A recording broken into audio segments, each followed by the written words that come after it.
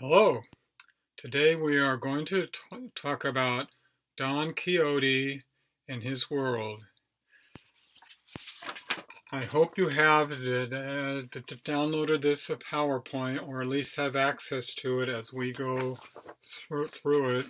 I know you can read the PowerPoint. I just wanted to highlight some things and emphasize some other dimensions of the thinking which is involved in this very fun, very complex, very interesting, what's often called history's first novel, as you will see if you read the omnibus introduction to the text.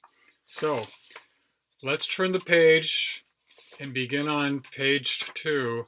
Now you'll see the first 2 or 3 pages are occupied with describing various events, trends, or movements that set a cultural, historical context for the novel and helps us to set it into its Lebenswelt, as it's called, its living situation.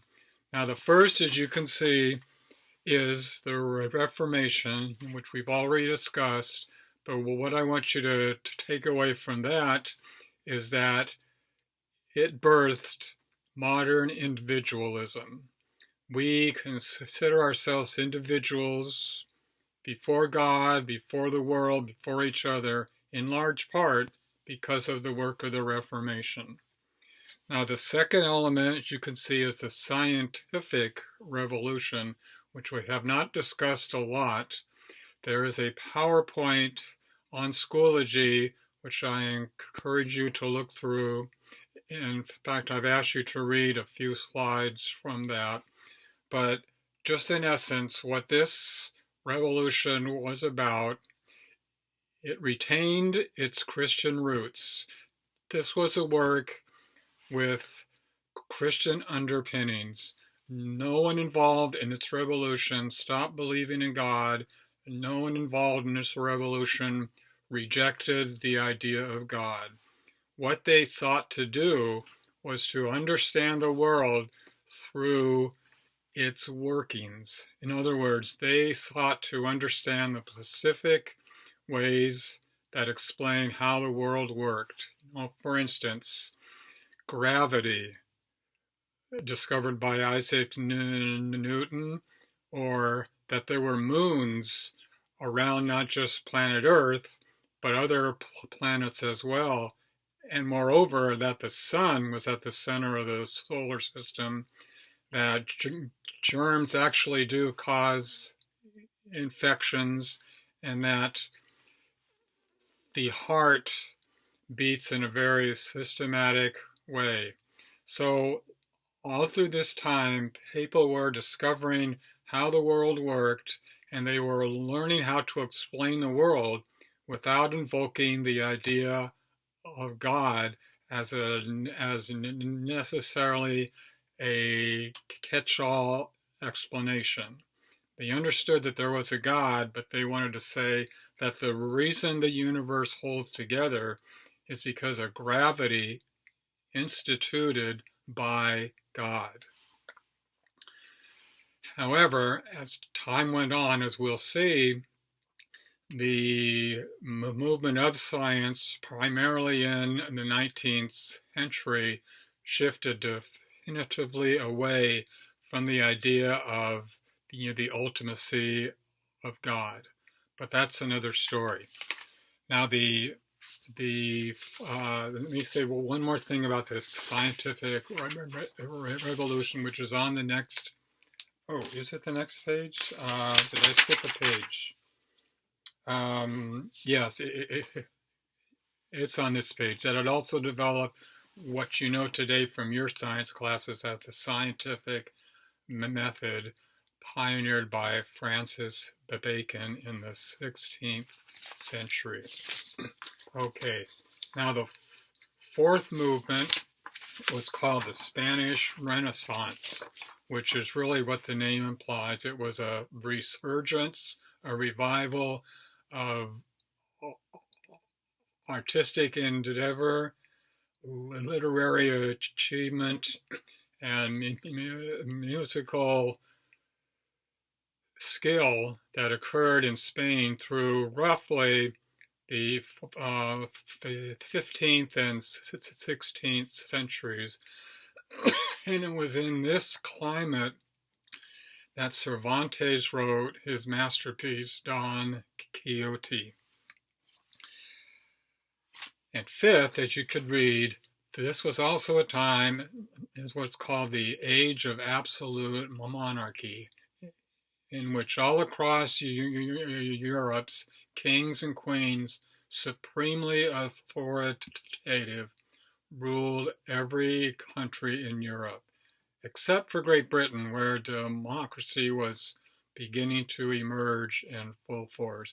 But in the rest of the continent, very much ruled by absolute monarchs.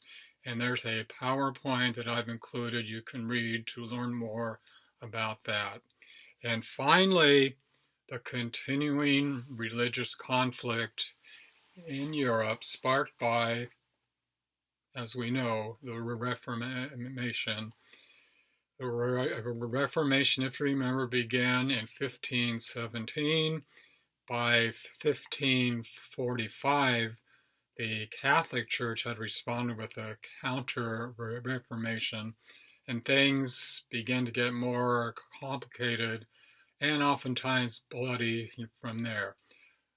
Be that as it may, all of these factors, the scientific revolution, the Spanish Renaissance, the Age of Absolute Monarchy, and the Reformation and Counter-Reformation were all working in to the world in which Cervantes conceived and developed and wrote his work. Now, on to the text. Now, this is a pretty dense page, but what it says in essence is that when you read Don Quixote, remember that Cervantes he's doing two things. He's using Don Quixote to portray the traditional way of finding truth, which is to say, truth is of God, and that's all there is to it, like end of the story. And if God says it's true, it's absolutely true, and that's just how it is. And then he uses Sancho to present the alternative that, well, maybe Quixote, we can learn what things are true without God.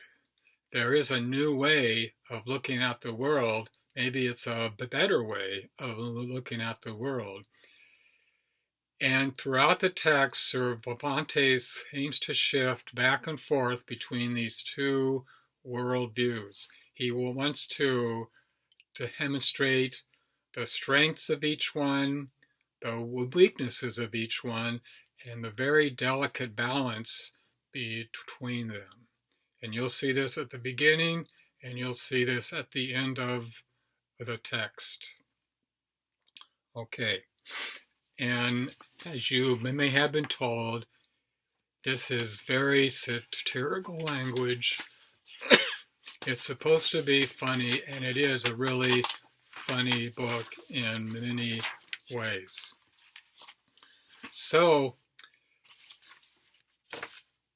the hero of the book, as I say on the next page, he once told Sancho, "What I say to you is true, and in a moment you shall be convinced."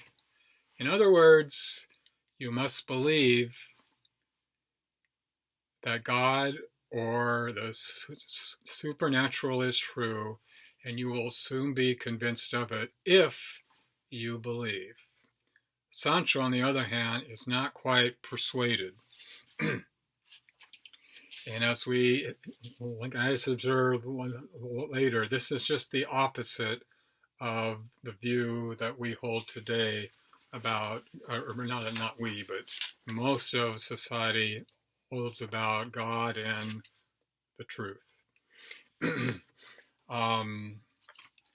However, even though Cervantes shifts back and forth, in the end, it seems like he settles on the new way of seeing the world, but he does introduce a caveat.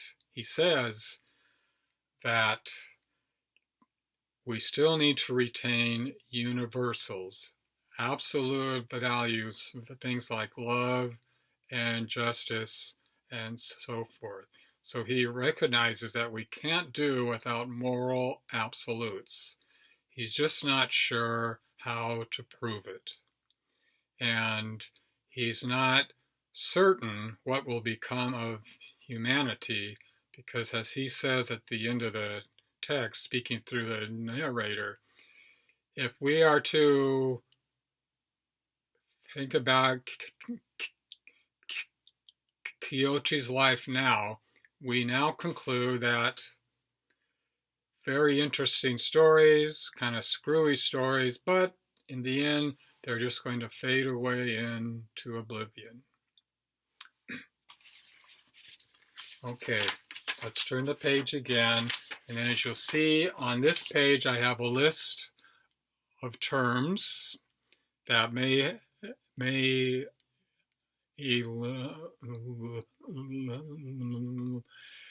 illumine your understanding of the PowerPoint. And then on the last page, I have a timeline which might help you to set everything into its context, its historical context. Okay. I'm going to move on to another related topic with another related PowerPoint. It won't take long. I will want to share with you some information about Voltaire, who wrote Candide, like an excerpt of which you'll read this week, and Edgar Allan Poe, and you will read a brief biography of him. So let's first talk about Voltaire. Well, Voltaire, his actual name was François-Marie Arouet, but he became known as Voltaire, and he was one of the masterminds, the seminal figures of the Western European Enlightenment, which we will study in much greater detail in the next year. But like most people of the Enlightenment, he believed that reason, not God, was the way to truth. And he bitterly rejected the dogmatic certainty of the church, and he despised Calvinism and the way it seemed to say that all things are ordained and everything will happen as it's supposed to happen, and this is what God wants things to do. Now that enters into his novel Candide. So the next page describes more about Candide. Well, before Voltaire wrote, a Dutch philosopher emerged named Gottfried Leibniz, who said many different things, but for our discussions, he opined that if God is there, and if God has made the world, then this must be the best of all possible worlds. We couldn't think of another world that's better than this one. This must be the best of all possible worlds.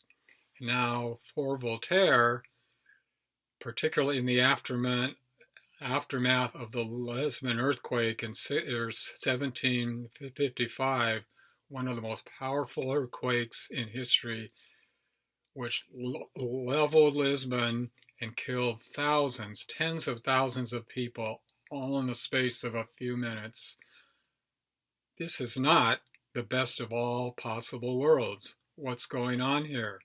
So he used, in his novel, he used a figure called Candide, and then a person called Dr. Pangloss, whose name means pan, meaning all, and gloss, that's a word for speech or tongues in Greek. And he used Dr. Pangloss to parody Leibniz. And he takes Candide and Pangloss through all sorts of bizarre misadventures, and you'll read about them in the excerpt.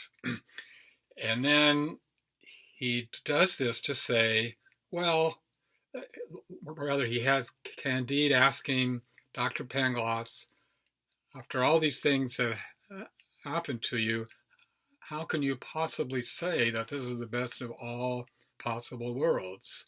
Whereupon Pangloss replies, but I know that God is good and he made this world, and that's all I can say. So for the people of, for the age of enlightenment, this seemed the height of irrationality. When all the evidence points to this not being the best of all possible worlds, how can you insist that it is? Okay, now let's just look for a moment at Edgar Allan Poe. Now you read that brief biography of him, or perhaps you're about to read it. He was one of the most famous writers, really, in American history, and he wrote at a time of great literary ferment in the United States, and produced, as you may know, just scores of spellbinding, often frightening tales of horror and suspense. But if we look at his life, and you read a little bit, or you're about to read it, he really had a terrible life. He lost his parents at the age of 3. He was abandoned. He had very little money most of the time. He wrote, but he never really received much recognition for his writing. And he began to drink, and one day he was found dead in the slums of Baltimore, just out in the street, all by himself, abandoned, at the age of 40. So he had a life that was difficult, and his work reflects it. So when you look at that last section of the bio, in which the author explains Poe's worldview, just understand that, as I say here, that for Poe, as it was for Sancho, traditional values of truth, values rooted in church tradition, or just because this seems like what we've always done, mean nothing anymore. Look how terrible life can be. It's really better just to grab what you can, because one day soon you'll die, and it's the end of the story. No second chances. So we see that, we can just back up a little bit. In Quixote, we see an assertion of the value of the old way. Sancho, we see a separation of maybe a new way. In Voltaire, we see an absolute affirmation that there is a new and better way. And in Poe, we see the logical outcome of this perspective, that if life has been shorn of all supernatural value and standard, it really does mean nothing, and we're all going to die. That's it. Thank you very much. Bye-bye.